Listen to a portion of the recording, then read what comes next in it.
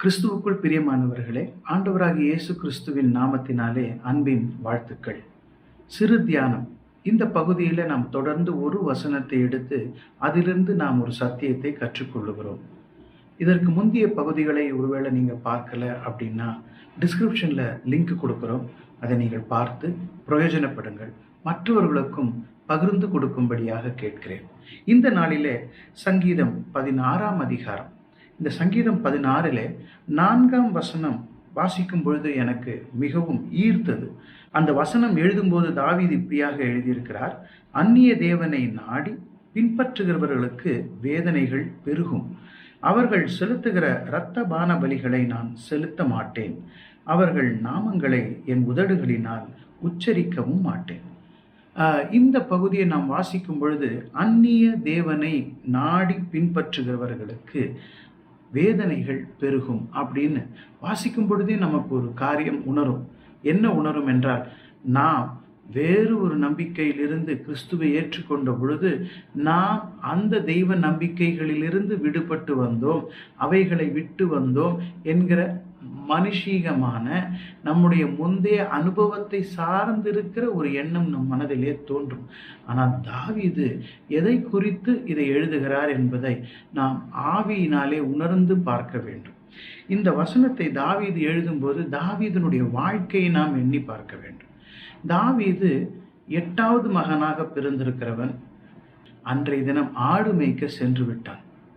மற்ற அண்ணன்மார்கள் எல்லாருமே தங்களில் ஒருவனை அரசனாக தெரிந்து கொள்வார் சாமுவேல் என்று ஆயத்தம் பண்ணி கொண்டிருக்கிற நேரத்தில் அவர்கள் எல்லாருக்கும் ஒரு பதவி, ஒரு பொருள், ஒரு அந்தஸ்து, ஒரு மரியாதை என்கிறவைகள் கடவுள்களாக, அந்நிய தேவனாக, தேவனை தாண்டிய ஒரு முக்கிய பொருளாக எண்ணினபடியினாலே அவர்கள் அதற்காக ஆயத்தம் பண்ணினார்கள். இது தவறா? நாம் சொல்லுவோம், தவறே இல்லையே. எல்லாருக்கும் ஒரு அங்கீகாரம் தேவை, எல்லாருக்கும் பணம் பொருள் தேவை, எல்லாருக்கும் ஒரு அந்தஸ்து தேவைதான். ஆனால் கடவுளை மீறின செயல் அது கிடையாது. ஏனென்றால் அந்த சகோதரர்கள் பல நிலைகளில் தாவீதை நிந்தித்தவர்களாக, அவமதித்தவர்களாக, திட்டினவர்களாக மற்றொரு சந்தர்ப்பத்திலும் நாம் பார்க்க முடியும்.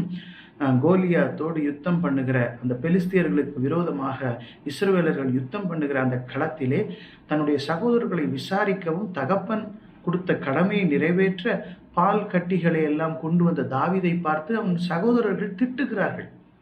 எவனிடத்தில் ஆட்டை விட்டு விட்டு வந்தாய்? உன்னுடைய ஆணவத்தை நான் அறிந்திருக்கிறேன், நீ இப்படி ஒரு பொறுப்பில்லாத பிள்ளை அப்படின்ட்டு தாவீதை திட்டுகிறார்கள். ஆனால் அந்த தாவீதை கொண்டுதான் கர்த்தர் கோலியாத்தை வீழ்த்துகிறார் என்பதை நாம் பார்க்கிறோம். தாவீது அன்றைய தினம் ஆட்டை மேய்க்க போனான். ஏன் ஆட்டை மேய்க்க போனான்? தனக்கு கொடுக்கப்பட்ட கடமையில் உண்மை உள்ளவனாக இருக்கிறான். அனாவசியமான காரியத்தில் அவன் தலையிடுகிறதே கிடையாது. இந்த இடத்துல அந்த வசனத்தை நாம் வாசிக்கும் பொழுது தாவீதினுடைய அந்த அனுபவம், அவன் வாழ்க்கையிலே அவன் எதற்கு முக்கியம் கொடுத்தான், அவன் எதற்காக நியமிக்கப்பட்டிருக்கிறானோ அதை தவிர வேறொன்றை மேலாக எண்ணாதபடிக்கு, உயர்வாக எண்ணாதபடிக்கு தன்னை தாழ்த்தி தன் கடமையை செய்கிறவனாய் இருந்தான். கர்த்தர் அப்படிப்பட்டவனை தெரிந்து கொண்டார். அவன் சொல்லுகிறான், அந்நிய தேவனை நாடி பின்பற்றுகிறவர்களுக்கு ஐயோ. அவன் 8வது பிள்ளையாக தானே பிறந்தான். 7 பிள்ளைகளை பற்றி அந்த அரசனை தெரிந்து கொள்ளும்படியாக சாமுவேல் வரும்பொழுது வாசிக்கிறோம். அந்த பிள்ளைகள் சவுலினுடைய சேனையிலே யுத்த வீரர்களாக இருந்தார்கள்னு 2 இடத்துல வாசிக்கிறோமே அல்லாமல் அவர்கள் வேறு எந்த இடத்திலும் எனக்கு தெரிந்தவற்றில் முக்கியத்துவம் பெறவில்லை. ஆனால் தாவீதோ கர்த்தருடைய இருதயத்துக்கு ஏற்றவனாக இன்றளவும் அவனுக்கு கொடுக்கப்பட்ட நித்திய கிருபை நிலைத்திருக்கிறதை நாம் காண்கிறோம். நாம் அதற்கு சாட்சி கூறுகிறோம். இது மெய்யானதாக இருக்கிறது. தெசலோனிக்கேயர் பட்டணத்து ஜனங்களை குறித்து பவுல் எழுதுகிறார்.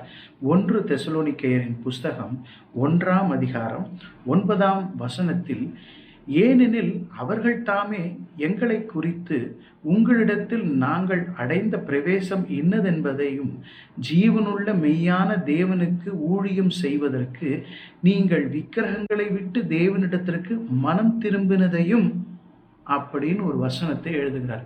தெசலோனிக்கேயர் பட்டணத்து ஜனங்கள் ஜீவனுள்ள தேவனுக்கு ஊழியம் செய்வதற்காக விக்கிரகங்களை விட்டு மனம் திரும்பினார்கள். அந்நிய தேவனை பின்பற்றுகிறவர்களுக்கு வேதனைகள் பெருகும். இது ரெண்டுத்துக்கும் ஒரு கனெக்டிவிட்டி இருக்கு. என்னன்னா, விக்கிரகம் அப்படி என்றால் தேவன் தங்குகிற இடத்திற்கு பேர் கிரகம். இல்லம், இல்லம் அப்படிங்கிறது தான் கோயில், அரசனுடைய வீடு, இப்படி எல்லாம் நமக்கு தமிழிலே சொற்கள் இருக்கு.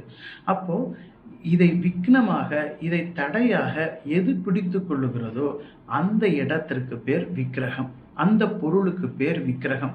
அது ஒரு வேறு தெய்வமாக மாத்திரம் இருக்க வேண்டும் என்கிற அவசியமே கிடையாது.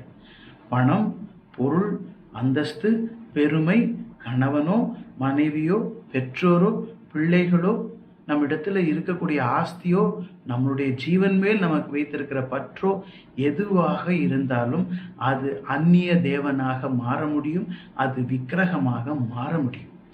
தாவீது சொல்லுகிறான், நான் அவைகளுடைய நாமத்தையும் உச்சரிக்க மாட்டேன், அதற்காக இரத்த பான பலிகளை செலுத்த மாட்டேன். அப்படின்னா என்ன அர்த்தம் அப்படின்னா, அதற்காக என் நேரத்தை, என்னுடைய எனர்ஜியை, என்னுடைய ஜீவனை நான் கொடுக்க மாட்டேன். அந்த வசனத்தை வாசிக்கிறேன். அந்நிய தேவனை நாடி பின்பற்றுகிறவர்களுக்கு வேதனைகள் பெருகும். அவர்கள் செலுத்துகிற இரத்த பான பலிகளை நான் செலுத்த மாட்டேன். பாருங்க, இரத்த பான பலிகளை செலுத்த மாட்டேன். கள்ள போதகர்களை பற்றி இயேசு சொல்லும்போது அவர்கள் ஓநாய்களைப் போல உங்கள் இரத்தத்தை உரிந்து விடுவார்கள் இல்லையா, நம்முடைய ஜீவனை பாழாக்கி விடுவார்கள், நம்முடைய வாழ்க்கையை குழப்பி விடுவார்கள். அப்போ அவர்கள் மாத்திரமே அல்ல, அந்த இரத்தம் என்பது ஜீவனை குறிக்கிறது, நம்முடைய வாழ்க்கையை குறிக்கிறது, அந்த வாழ்க்கையை வீணடிக்கிறதை, அந்த நேரத்தை வீணடிக்கிறதை குறிக்கிறது. அப்போ நாம் எதை நோக்கி போகணும்னா ஜீவனுள்ள தேவனை நோக்கி போகணுமே அல்லாமல் தேவனுக்கு மேலாக எதை ஒன்றையும் நாம் உயர்ந்ததாக எண்ணினால் அதற்கு பேர் அந்நிய தேவன், இல்லை என்றால் விக்கிரகம். அது என்னது? வேறு தெய்வம் என்கிற நம்பிக்கை கொண்டது மாத்திரமே அல்ல. அதையெல்லாம் சுலபமாக நாம் விட்டு விடுவோம்.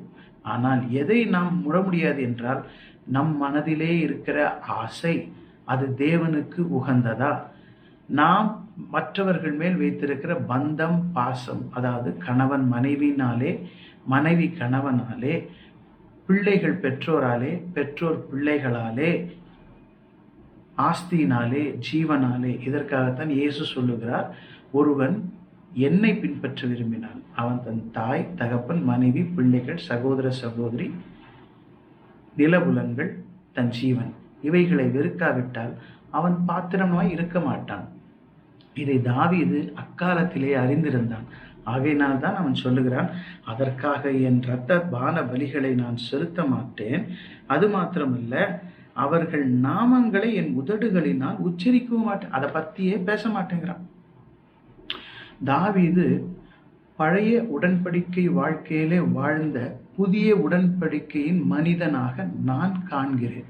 என் கண்களுக்கு தாவீது அப்படித்தான் தெரிகிறார்.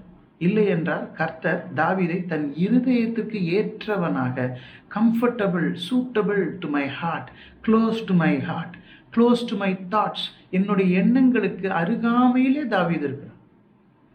நான் எதை நினைக்கிறேனோ அதை தாவீது பிடித்து கொள்ளுகிறான். எவ்வளோ அழகா இருக்கு இல்லையா? அந்த வாழ்க்கை நமக்கு தேவை. நாமும் சொல்லலாம், அந்நிய தேவனை நான் வணங்க மாட்டேன், அதற்காக என் வாழ்க்கையை வீணடிக்க மாட்டேன், அவைகளை குறித்து பேசவும் மாட்டேன்.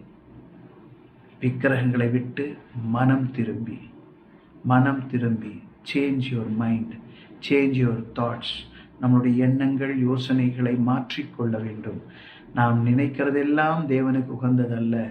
தேவனுக்கு எது உகந்ததோ அவைகளை மாத்திரமே நான் நினைக்க, அதற்காக பிரயாசப்பட, அதற்காக என் வாழ்க்கையை நான் அர்ப்பணிக்க, அவைகளை குறித்து மாத்திரம் பேச, இப்படி நாம் தீர்மானித்தால் கர்த்தர் நம்மோடு இருப்பார். நாமும் தாவீதைப் போலவே கர்த்தருடைய இருதயத்துக்கு ஏற்றவர்களாக, நெருங்கினவர்களாக இருக்க முடியும். கர்த்தர் நம்மை ஆசீர்வதிப்பாராக. மீண்டும் தியானிப்போம்.